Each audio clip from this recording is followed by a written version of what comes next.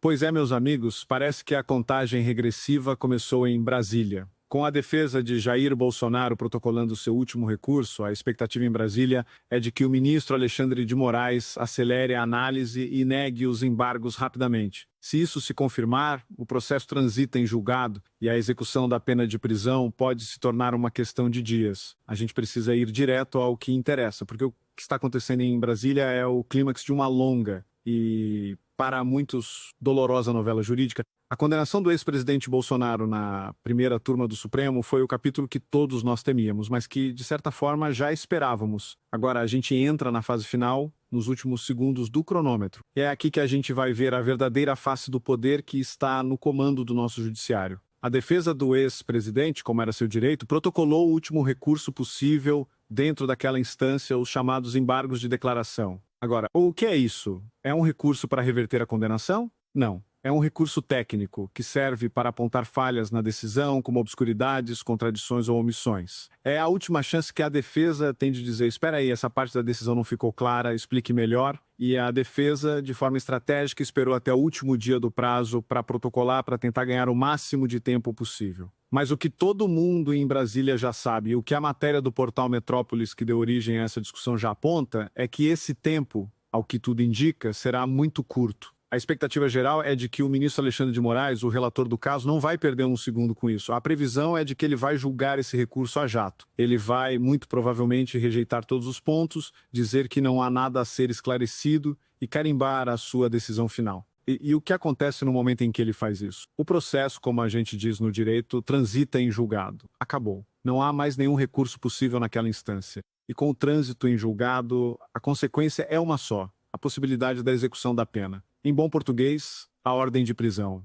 É por isso que a gente diz que a contagem regressiva começou. Não é mais uma questão de se, mas de quando. E o quando está, literalmente, nas mãos e na caneta de um único homem. Essa pressa, essa velocidade fora do normal em um judiciário que a gente sabe que é tão lento para tantas outras coisas, para mim, só confirma o que a gente vem dizendo há tanto tempo. O que está em curso não parece ser um processo jurídico, mas um processo político. O objetivo, ao que tudo indica, nunca foi fazer justiça, mas sim aniquilar politicamente um adversário. E para que esse plano funcione, eles precisam que a condenação seja rápida, que a prisão aconteça, que a imagem do ex-presidente seja destruída o mais rápido possível, para tentar inviabilizar qualquer reação da direita para 2026. Mas enquanto essa contagem regressiva para a prisão acontece em uma frente, uma outra batalha, talvez a mais importante de todas neste momento, está prestes a acontecer em outro lugar, no Senado Federal. E é aqui que a gente precisa prestar muita atenção.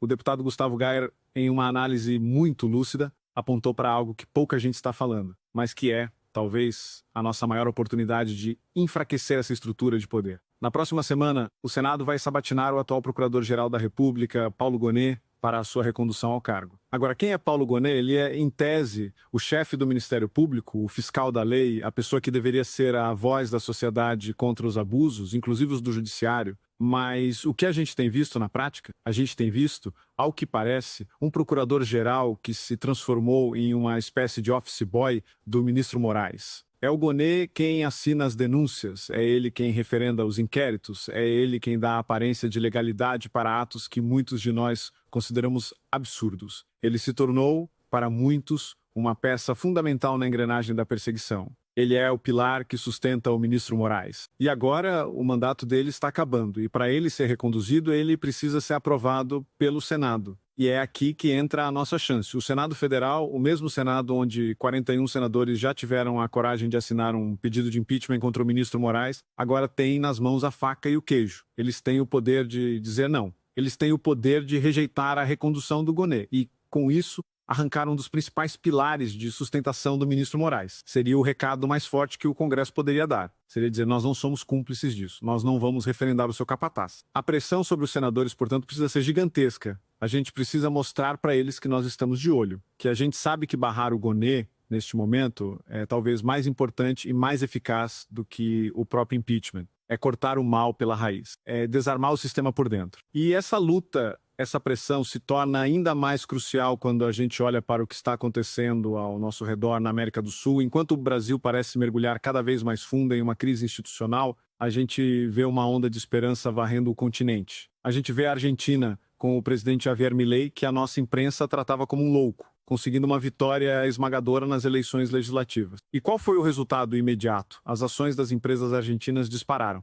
O mercado está reagindo com otimismo, com esperança. É a prova de que o caminho da liberdade, do corte de gastos, do respeito ao dinheiro do contribuinte, funciona. A gente vê na Colômbia um fenômeno parecido. Um candidato que está sendo chamado de Bukele colombiano, um homem com um discurso duro contra a criminalidade e a corrupção, liderando com folga todas as pesquisas. O povo colombiano, cansado do desastre do governo de esquerda de Gustavo Petro, está clamando por ordem, por segurança, por um pulso firme. Até mesmo na Bolívia, que a gente sabe que foi devastada pelo socialismo, a gente vê um novo governo de direita assumindo e imediatamente recebendo o apoio de 9 países, liderados pelos Estados Unidos, para ajudar a reerguer a economia. O que tudo isso nos mostra? Mostra que a esquerda, na América Latina, está em franca decadência. O povo está acordando. O povo está cansado da miséria, da corrupção e do autoritarismo que o socialismo sempre traz. E o Brasil, infelizmente,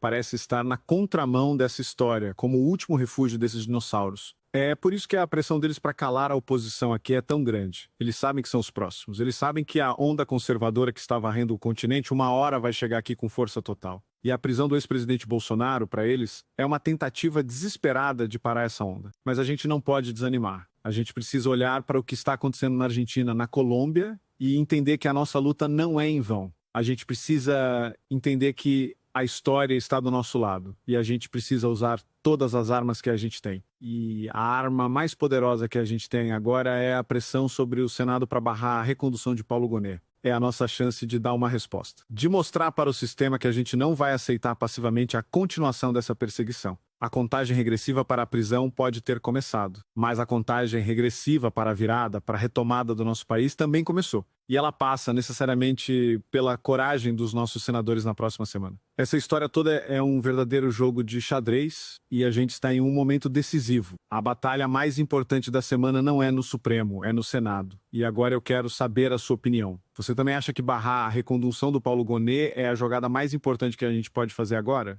Você vai ajudar a pressionar o seu senador? Deixe seu comentário aqui embaixo, vamos conversar sobre isso. Se essa análise te ajudou a entender qual é a nossa principal luta neste momento, deixa o seu like e compartilha este vídeo. O Brasil inteiro precisa focar as energias no lugar certo. E se você ainda não faz parte do Orgulho Soberano, agora é a hora. Inscreva-se no canal e ative o sininho, porque a gente não vai desistir de lutar. Um grande abraço.